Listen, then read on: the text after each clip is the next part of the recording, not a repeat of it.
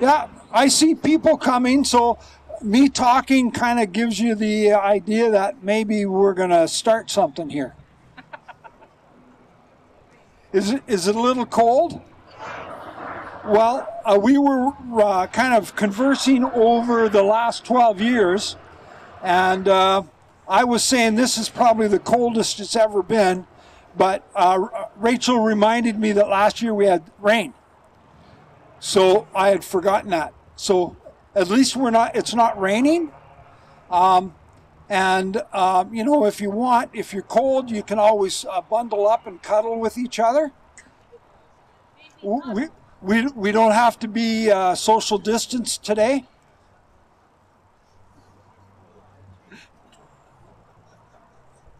What? Nothing. Okay. Yeah. I'll let Rachel kind of take the helm here, and I don't know if everybody knows Rachel Zubik.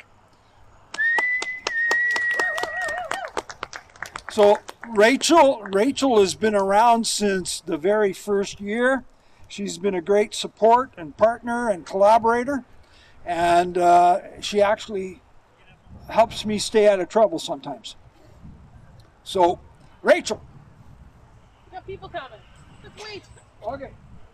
Do I actually need this? Yes. But I'm not hard of speaking. It's easier. We'll give it a minute though, because we have stragglers. We need the stragglers to come in. Come join us.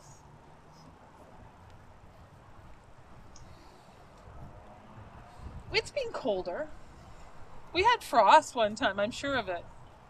It was a cold day in October. Oh. It's supposed to be like this. I'm good with this. I'm one of those people that's looking forward to the rain and snow. Sorry. I live on the west side. We like rain.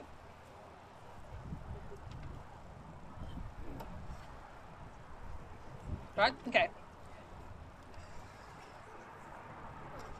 I feel like I'm going to start singing, but I'm not. Welcome! My name is Rachel Zubik, just like Chuck told you. But I've been honored to be asked by Chaplain Chuck again to be the MC for this afternoon. And today we come together in this beautiful sacred spot of Polson Park to honor and remember our friends in the unhoused and street community that have passed this year. We're blessed with beautiful weather. It's questionable, but it's still a lovely day and in this beautiful spot. And at this time, I would like to welcome Okanagan Elder Margaret Clark to welcome us. Elder training. One of those things I'm going to have to get used to people saying about me. Seems wrong, though. So, why esquist Satiqua, esquist Estraita Blanca, esquist Margaret Clark. Greetings, my name is River That Keeps Flowing. My name is Woman of the White Star. My name is Margaret Clark. I'm honored to be here today to honor those that we've lost and to be on the unceded territory of the Silk Nation and the people of Inkanapalux, which means head of the lake. This particular land that we're on that is supporting all of us and that I feel supported by, this land, long before it was Polson Park, was a village that my people lived at. So this is in fact sacred land that we're on. So I'm here today to welcome you to the land, to this unceded land in the ancestral territory, and to offer you a prayer. Okay? So if you want to stand or sit, if you can sit, that if you can't stand, then sit, that's okay, whatever works.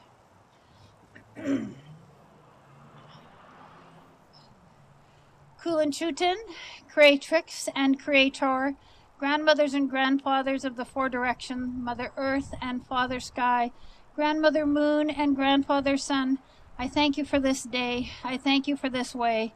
I ask that you walk with us and that you talk with us. Open our eyes to see the beauty in all things and our ears to hear its message.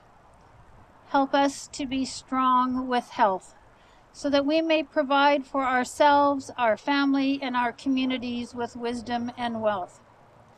Watch over us on this day. Help us to support each other and to help each other, and to acknowledge those that we have lost, and to know that everybody's journey has a purpose and a reason, and we may never know or understand what that purpose or reason is. But those that we have lost have touched our lives and continue to touch our lives for many years from here on. Help us to be gentle with each other. Help us to hear each other. Help us to be compassionate and to caring, and help us to be safe. All my relations.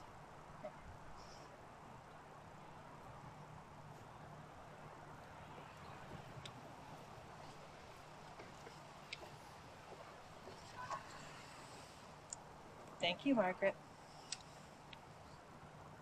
We're thankful to be able to gather here on the unceded territory of the Silksukanaga Nation in this place of nature, of peace, and of tranquility. Is that better?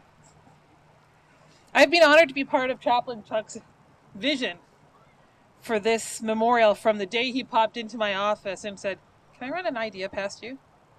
And since then, we've been here. It's truly been powerful and heartbreaking, thinking about all of the souls and all of the friends and all the people that we've lost over the years. I mean, this started 12 years ago. I've been in this position for just shy of 25 years. The amount of people and souls that we've lost is astounding. And whether it's to poverty, whether it's to the street, whether it's to overdoses, they're all our people, they're all our friends. And it's been incredibly challenging. We thank you, Chuck, for your vision. And we also thank the City of Vernon for supporting the memorial, for its upkeep and providing a location in this very important space in this village. After the memorial, one thing we'd ask you, all of you, to stay, because the North Okanagan's Community Chaplaincy is going to have pizza and goodie bags and coffee. And I have to mention also that Chuck's grandchildren helped to provide funds for the pizza today. What a glorious full circle. Yes, absolutely. On top of that, I'd like to introduce a few new faces to our amazing community. At this point, I would have Roger Parento. Where are you? There you, Roger. He's the new Executive Director of the Social Planning Council of the North Okanagan. We also have Lieutenant Alicia McLeod from the Salvation Army. Where did you go? Oh, there you go. It's Alicia. Welcome to our community. You're in for a ride. Without further ado, Gary, Chuck, sirs, music. Get that out of the way.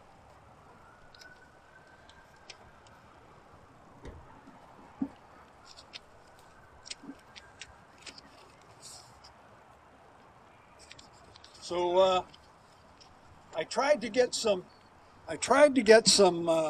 musicians to come, and nobody showed up, or everybody was busy. So you're stuck with me.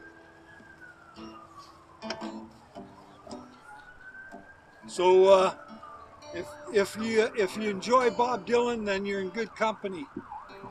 If you don't, oh well.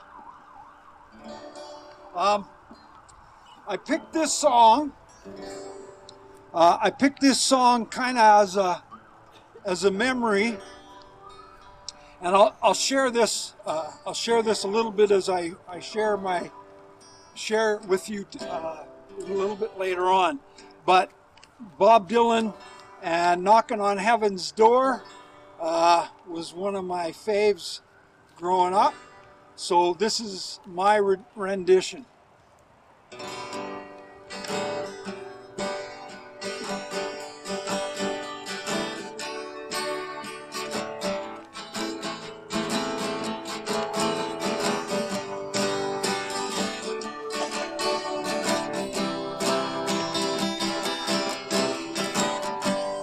Mama, take this badge off of me. I can't use it anymore. It's getting dark, too dark to see. Feel like I'm knocking on heaven's door. Knock, knock, knocking on heaven's door.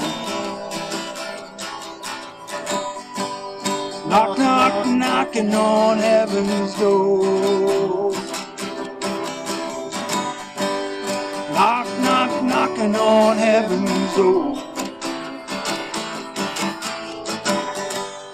Knock, knock, knocking on heaven's door. Mama put my guns in the ground. I can't shoot 'em anymore. Long black cloud is coming down.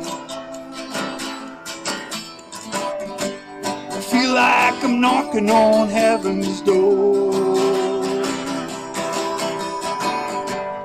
Knock, knock, knocking on heaven's door. Knock, knock, knocking on heaven's door. Knock, knock, knocking on heaven's door. Knock, knock, knocking on heaven's door.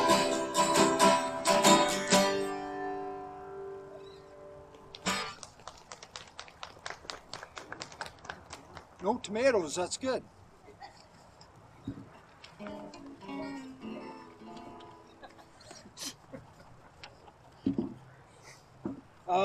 I would like to introduce you to a very good friend of mine,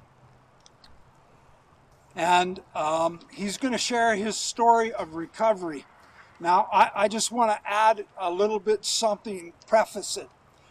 So him and I were talking the other day, and he reminded me of where I met him. And it was on the 8th Avenue Mall in Calgary over 40 years ago. He was much younger, and I'm still the same. But, and he wound up, I asked him to come, and we started building a relationship, hanging out for coffee on the 8th Avenue Mall. And I said, hey, I need help. Can you come to my house? We're living in low rentals in Northeast Calgary. I need help painting my place. 2 years later, he was still at my place. I think we finally got the paint job done, but we had lots of adventures. And so, and then he just showed up here a couple years ago, and he's walked beside me. I've walked beside him again, and so I've asked him to share his story of recovery. Rob? Oh. No, you read it.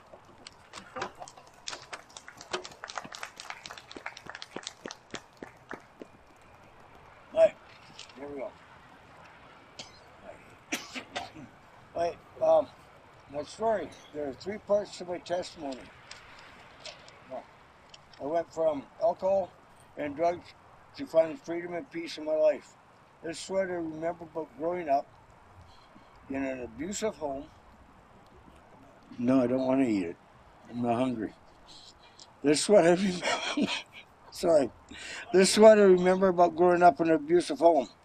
I started drinking around 9, 10 years old, not to party or to get drunk, but to forget. To forget the abuse, beatings to my mother, the beatings we took as kids from our father for not cleaning our rooms, or if we had problems at school. I drank so I could no longer feel anything. The beatings our dad gave when he drank, and the beatings I saw growing up as a young kid. I was scared, I was ashamed. I was scared the older I got because I wanted to destroy or beat the crap out of my dad for what he did to my mom and the beatings she took from a man who said he loves us. As I grew older, the more I drank, and I started to realize that my dad was also getting older. But not only that, he was a lonely old man who had nothing left in his life. I started to have compassion for him. My hate started to fade away, but still lurking in the back of my mind. I was still drinking, but for different reasons. It was to keep the anger and pain away, deep down inside where I wanted it to stay. The day I finally quit drinking was the day I lost a close friend to cancer. The friend was my mother. She was my friend, my advisor, and my son's grandmother. In 2012, she left this world to a better place.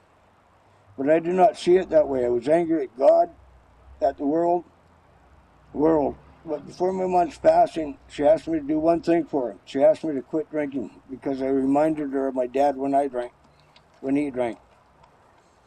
I fulfilled her last request for her on the day I laid her to rest. I made the promise to her and I quit drinking. I kept it to this day. What I did not realize is when you take something away from your life, you can feel something missing and empty inside. 6 months after my mom's passing, a friend introduced me to crack cocaine. This took away the loneliness, the hurt, the pain I felt from my mother's passing by doing drugs. It took away where am I? Hurt, loneliness, passing, but it brought a bigger loss to me, my son. I lost him for a time to the Ministry of Children and Families, but I did not realize by doing drugs, my son started doing them as well. Well, at the age of 16, years old, and he's still doing them to this day. We hardly talk to each other, but he blames me for his addiction, his anger, and because he lost his dad to drugs. My own addiction had not fully taken over my life yet.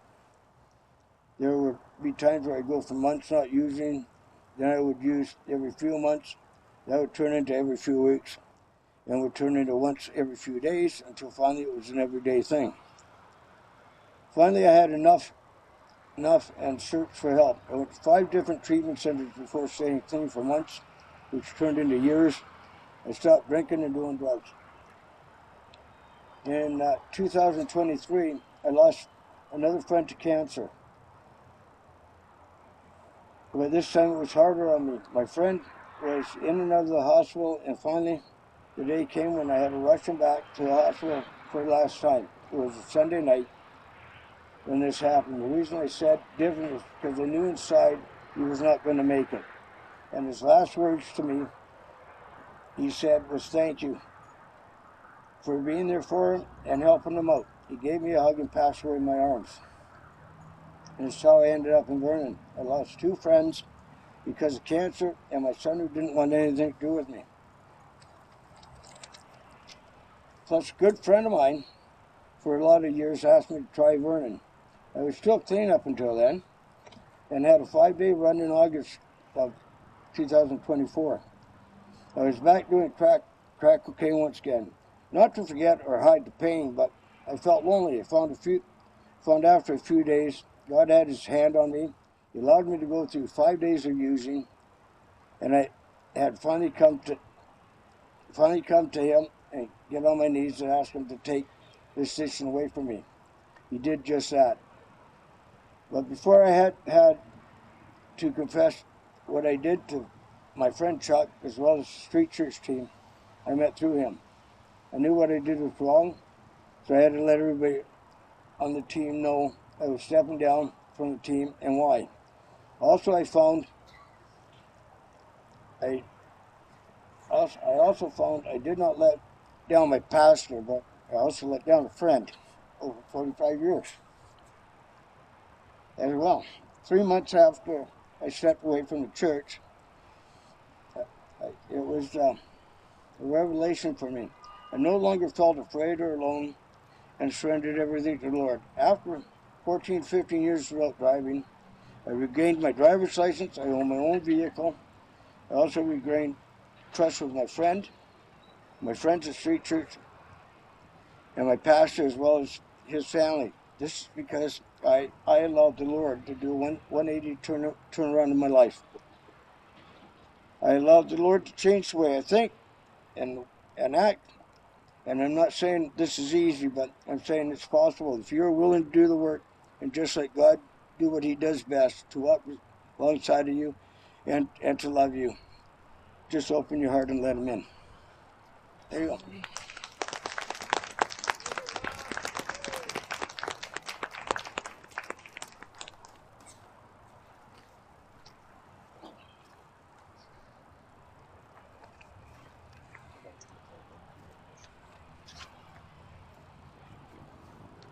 Thanks, Rob. So a few years ago, we realized that there was a gap. And for a variety of reasons, people were not able to share their stories, to remind themselves or to be able to remind others of those people that we had lost, of the friends and family members that they were missing. And partially was for a variety of reasons. Some people aren't comfortable getting up in front of a mic. Some people aren't comfortable sharing with others. So we created the memory boxes. And the memory boxes were put in strategic locations where people could fill in that information and have options. One of the options being that they themselves would come up during the memorial and read it for themselves. The other option was that they would have somebody else read it for them. And the other one was just simply to be able to put pen to paper, put the words into the box for nobody else but themselves, so that they would have that opportunity to be able to remember their friends. With that, Chuck was able to have a couple. Unfortunately, over the years, the boxes have just kind of scattered. But we do have a few memories. And we are given permission from the individuals who are sharing this information and this memory of theirs to be able to share with you today. Some of the writing might be challenging for me, so I bear with me in some cases. However, the person to be remembered, Madeline Williams, my wifey. Every time she called, no matter what time it was, she would be looping hoping just to talk. Or when she came over and we snuggled and made a living room bed with movies and dinner in our onesies. Forever Miss Silly, teddy bear. She will always be my wife. If I or anyone else come across a white floppy car dog with pink spots, that would be great.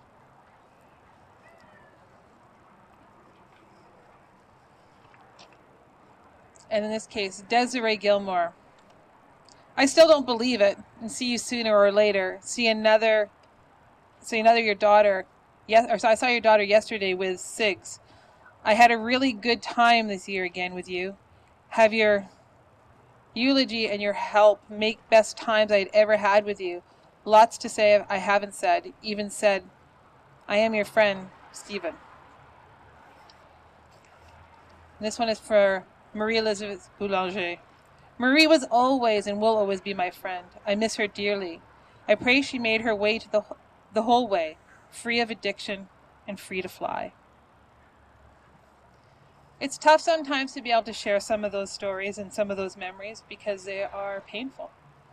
And it relives, but also it immortalizes those individuals and give us the opportunity to remember the love and the person that was. With that, sir, Chaplain Chuck, sir, I hand it back over to you.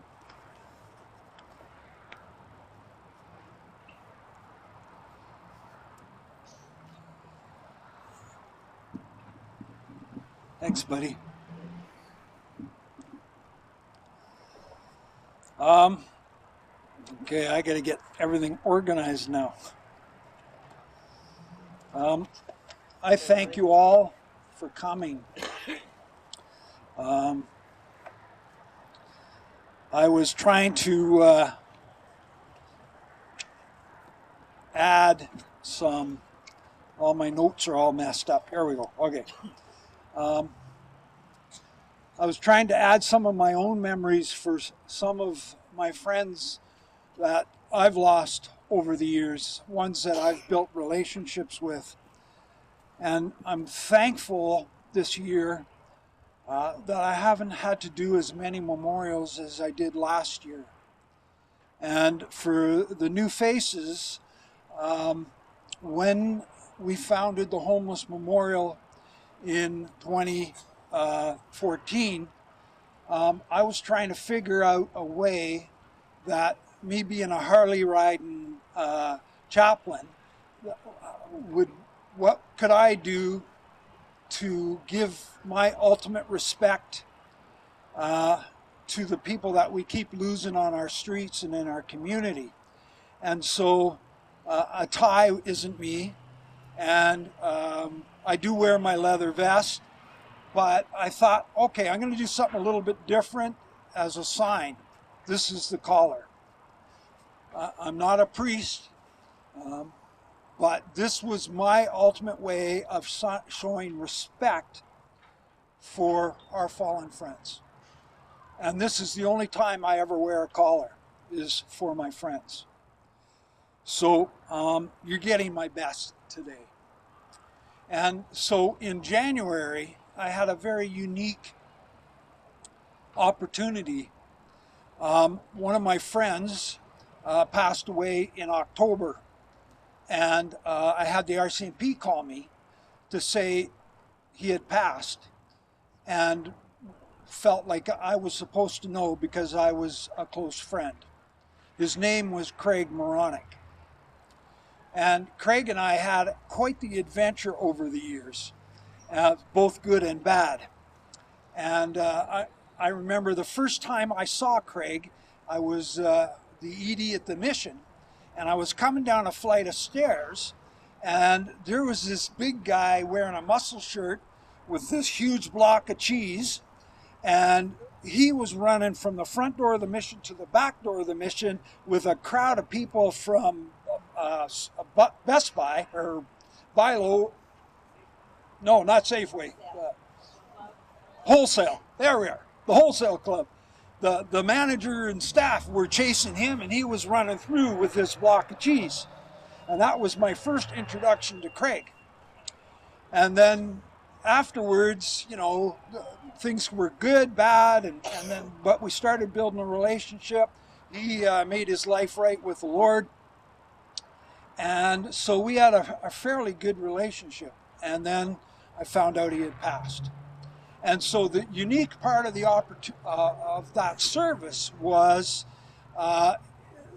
he had spent some time in jail, and he got to know a couple of chaplains up at KRCC. One was Reverend Ray, and one was Reverend Clint. Well, as it turned out, Reverend Clint, when I was a mutant teen in Summerland, was the youth pastor. And so I got to co-officiate with Clint and with Ray to remember Craig. And that was a pretty cool thing. I went from being a not so nice guy, a mutant guy, to being able to remember Craig in a very, very cool way. So before I get into my talk, I think maybe we should just take a moment of silence.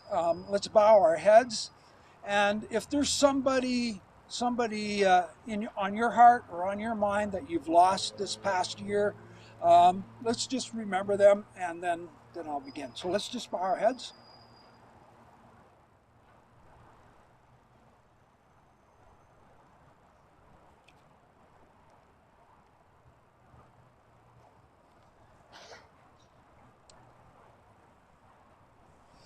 I'd like to begin our time by thanking again all of you for coming. It's a little chilly today, but hopefully the pizza will warm you up at the end.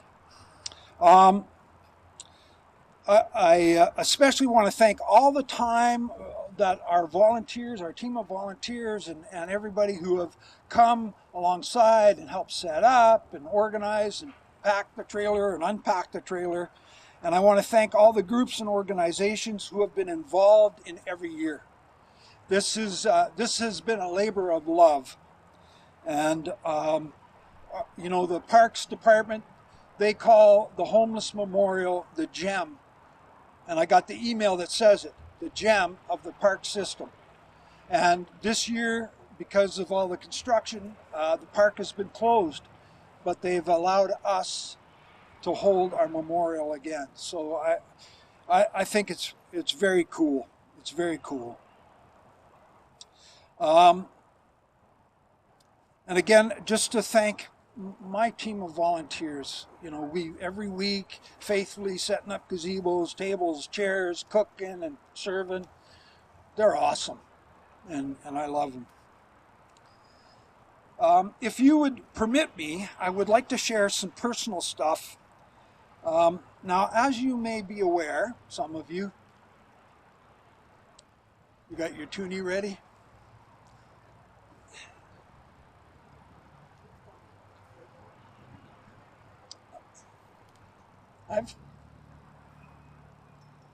I've handed in my resignation, and I promised my wife years ago that when we were done here, we would be returning to Alberta to be closer to our kids and our 10 grandkids. And we will be doing that when our house sells. So hopefully,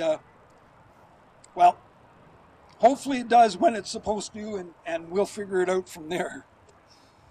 But I just wanted to recompose myself.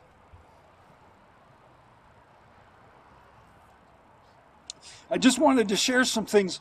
I chose the song Knocking on Heaven's Door because when I was 16, me and my mom decided I was leaving home. And I was coming here to Vernon to join the Army, and she gave me a letter basically saying, here, please take them. And I still have the letter. And so I came to Vernon and then realized I don't want to join the Army because they tell you what to do. So I panhandled on the streets here. I stayed at a friend's home for a few days till the mom said I couldn't stay there no longer. And so I panhandled, and I went at Athens Pizza, which is the Italian kitchen now. And I had garlic toast and tea, and I plugged the jukebox because they used to have these jukeboxes on the table, and I played Knocking on Heaven's Door over and over and over and over because I was searching for something, but I didn't know what it was. And knocking on heaven's door, maybe that's what I needed, right? And so and then I my kids, my wife, and a few people who know me, oh, here he goes again. Because driving down the main drag on the left-hand side, there used to be the H&R Block building, be a sign, H&R Block. I helped put that up for one day. So that's my claim to fame in Vernon. And then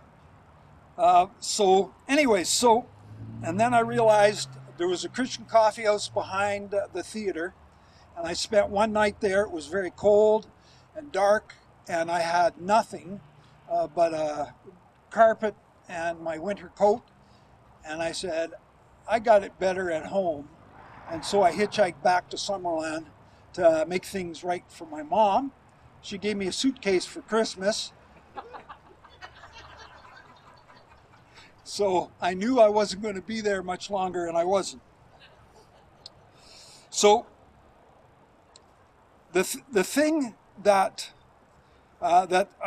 stands out to me is I never thought I would ever move back to Vernon, especially being a minister, walking along unhoused and marginalized people.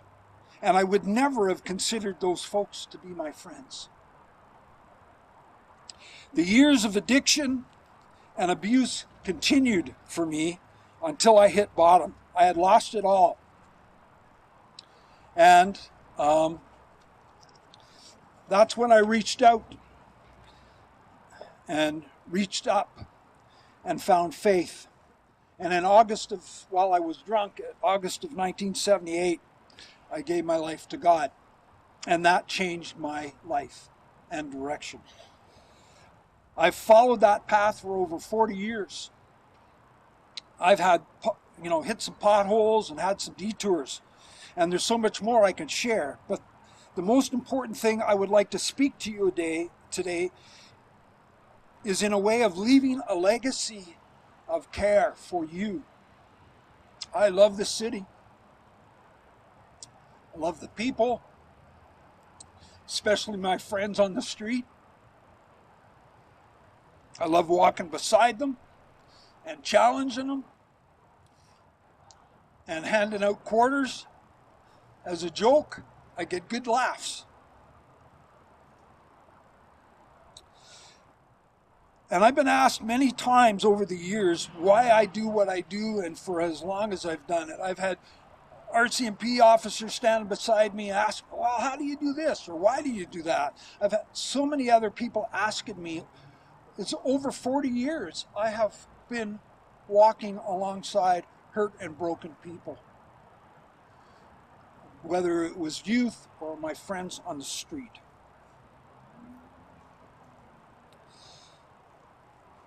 I've always done my best to be real and honest, to walk my talk and walk beside people, street or straight. I've tried hard not to point the Bible at people like it was a loaded gun, but to help people see that there is hope, that there is healing and there is forgiveness. To walk beside people and give them a hand up and support and encourage people, and not to give up. Not to give up. In addiction, we give up. There is no hope sometimes. My heart is to build people up, to encourage people and to help them find their way out of the chaos and into a life of peace. One of our logo on the back, this is to be truth tellers and peacemakers in the heart of the city. I want to be known as a man of integrity and honesty and speak the truth to people in love, and to bring peace and hope and healing to people, to my family, to my friends, to you. And as service providers, we serve and we give and we walk beside people who are struggling with life, whatever the case may be. And this life can drain us, it can burn us out, and we need to find a way of escape. We need to find time to fill our tanks. Time with family, friends, loved ones, faith, a motorcycle ride. We need to refresh and restore our hearts and stay focused. Stuff happens that can take us by surprise, and we have to process it so that we can continue to breathe. And what do I mean by this? Well, most people who know me will have heard this before, but I always talk about having my divine appointments, where I may zig when I should have zagged, where I'm at a place I'm not supposed to be at a time I'm not supposed to be. And a few months ago, I came here to Polson to check on a young kid who was on the run just over here. And he was staying in the park with other homeless folks. And I was listening to this young man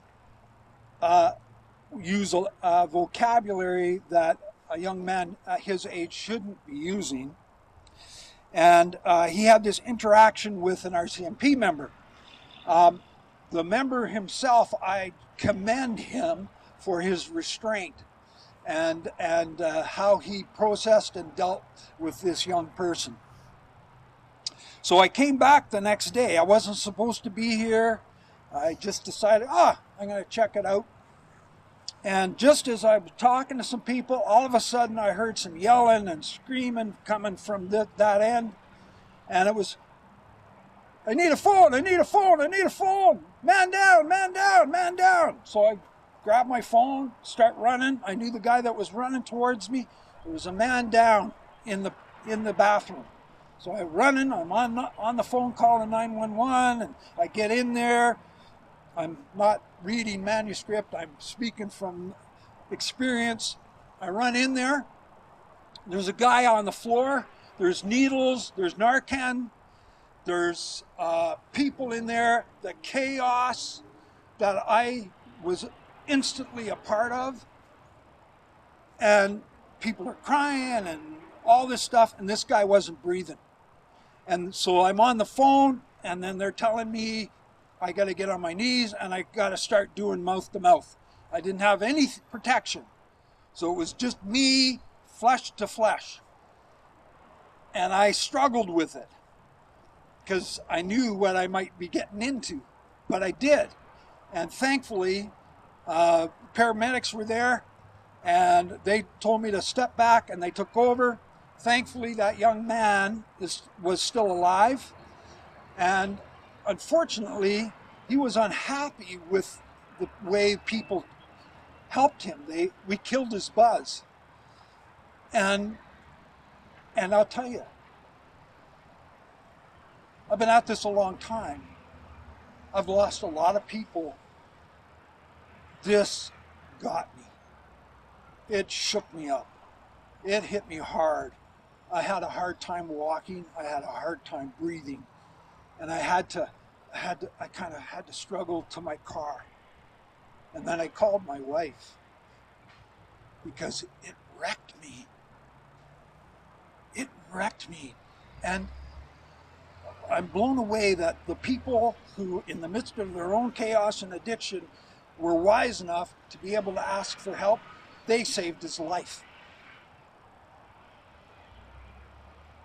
And then I think about our first responders, our police, ambulance, bylaw, all the people that the frontline workers who have to deal with overdoses, have to deal with this stuff. It wrecks us. It's terrible, the cost that it is upon us emotionally and physically, spiritually.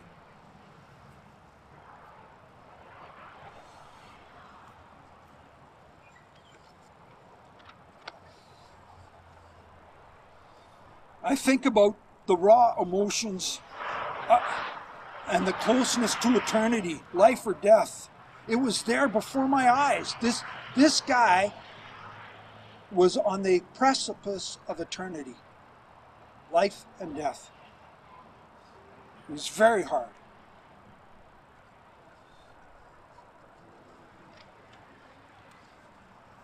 And I'm sure there are people here in this place right now have experienced it far worse and far more often than I have.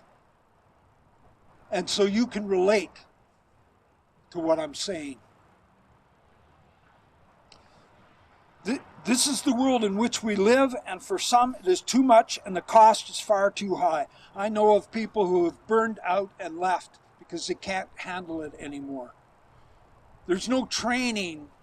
Oh, I'm going to be an RW, or I'm going to be a social worker, or there's no training for people to deal with the chaos that comes from the opioid crisis. To have to go to work every day and find out whether someone's alive or dead. It's hard. And the death of our loved ones in bedrooms, shelters, parks, and streets. And it's not just from addiction and drugs, but it's for other reasons. Acts of violence, compromised health, and accidents. As I close my time here today, I want to leave you with hope. And I want to leave you with a challenge. Why do I do what I do? And how can I have done this as long as I have? The answer is quite simple. I'm on a rescue mission. Our team is on a rescue mission. I have a calling given to me by God. Jesus came that I might have life. He has given me breath. He has given me a mission, and that mission is to provide hope, healing, and restoration. What is it that I want to leave you with today? This is my swan song. This may be my very last time.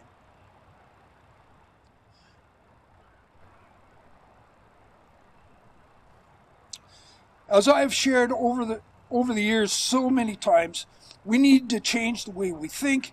We need to look at things differently, and we need to get back to the basics. Lifestyle recovery. We're going to continue to lose our people on the streets and in our homes and shelters.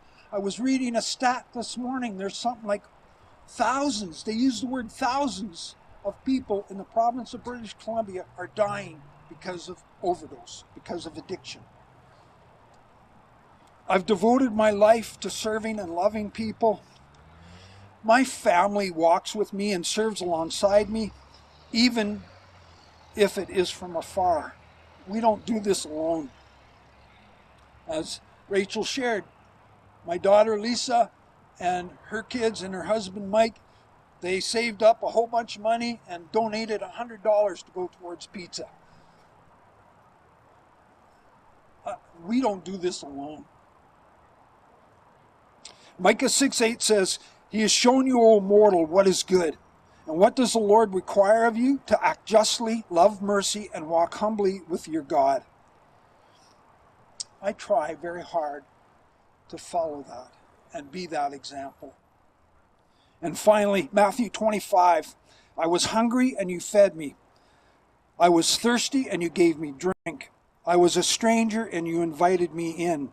I needed clothes and you clothed me. I was sick and you looked after me. I was in prison and you visited me. I have devoted my life to these passages. It is who I am. My wife, my kids, we would joke, okay, who did Dad bring home and who's going to be sleeping on our couch when we wake up? I had people sleeping in our basement. Rob was one of them. I have devoted my life and will continue to devote my life to serve my master the best way I know how, and that's to love people and help them find a way out. I am on a rescue mission, and God has called me to do that. And all I'm asking of you is, if you're struggling, if there's stuff going on in your life and you need help, all you got to do is reach out. All you got to do is ask. And there's hope, there's healing, and there's forgiveness and restoration there. I know, because I was one of those people. You know, my final conversation I had with my mom before she died was I was going to do street church, and you know, it was just when COVID was hitting, and she was in the hospital and she wasn't going to make it. And I went, do I, play hooky from church on Sunday, or do I go to work? I said, Mom, what do I do? Do I play hooky or go to work? And she told me to go to work. I've been going to work for 4 years because my mom told me, she gave me my marching orders, and I'm going to follow through because I love my mom. Okay, that was a squirrel. So we're done a little bit early. Pizza's not supposed to be here till 3:15. So, yeah, we got another song and we got flowers and stuff to do. So let's just bow our heads for a moment of silence, and then what's next? The flowers? Okay.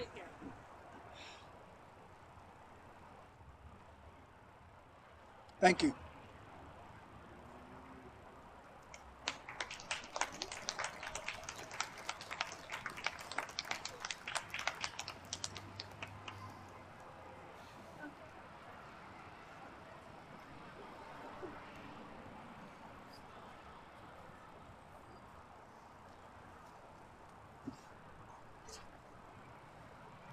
Chuck, are you paying attention?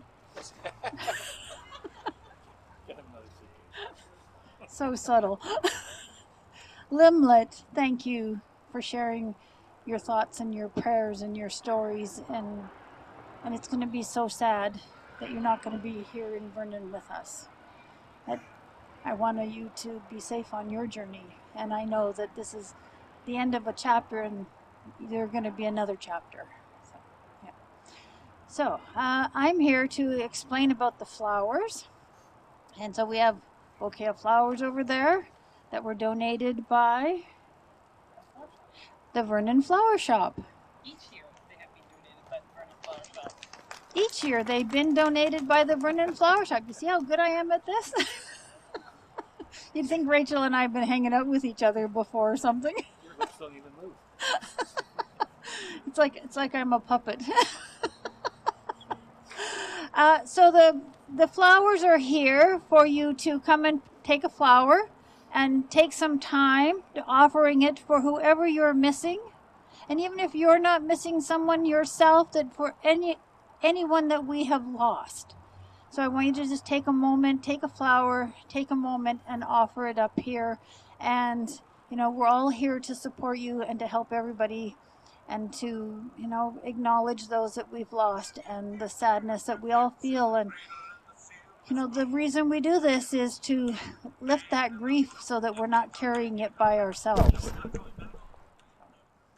Any questions? Have I said everything I need to say, Rachel? Yes, well done. And now we'll also have him come up. He will be playing Amazing Grace while the process. You're missing a few bodies, so we'll take over on this side.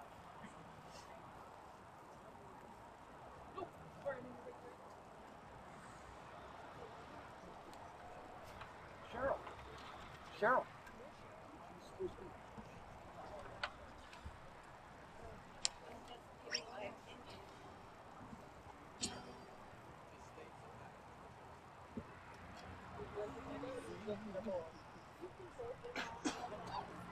So please, if you feel so inclined, come on up, grab a flower, take that moment.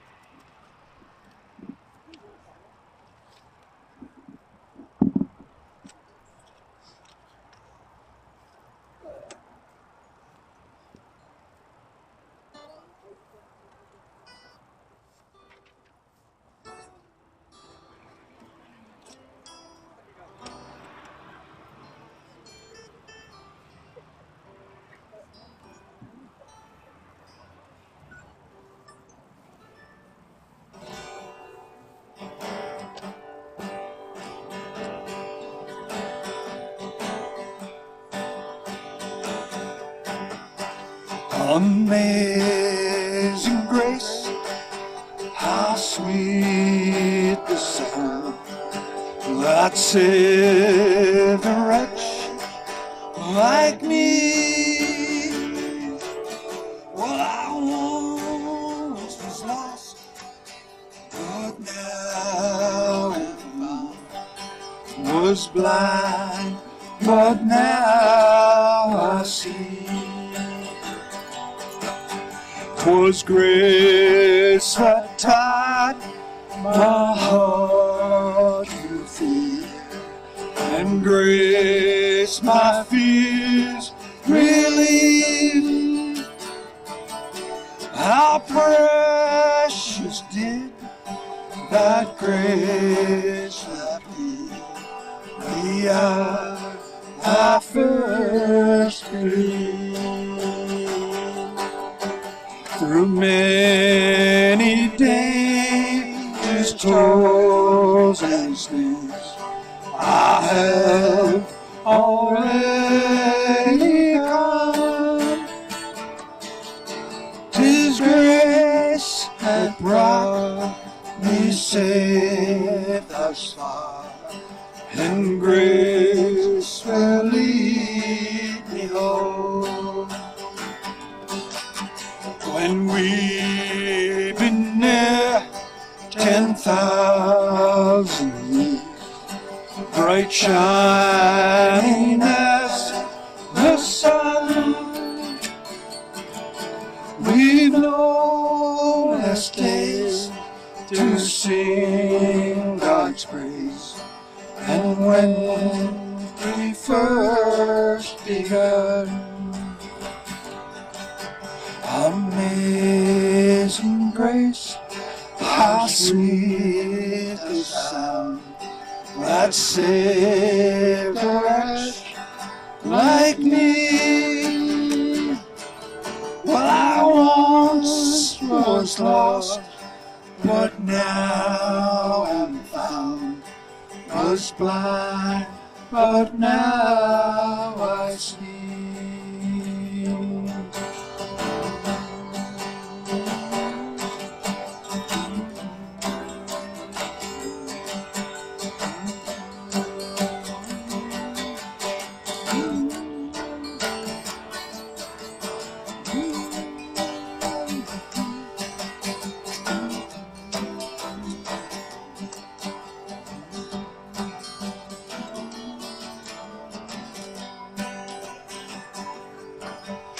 Amazing grace, how sweet the sound that saved a wretch like me. I once was lost, but now am found. Was blind, but now I see. Was blind, but now I see.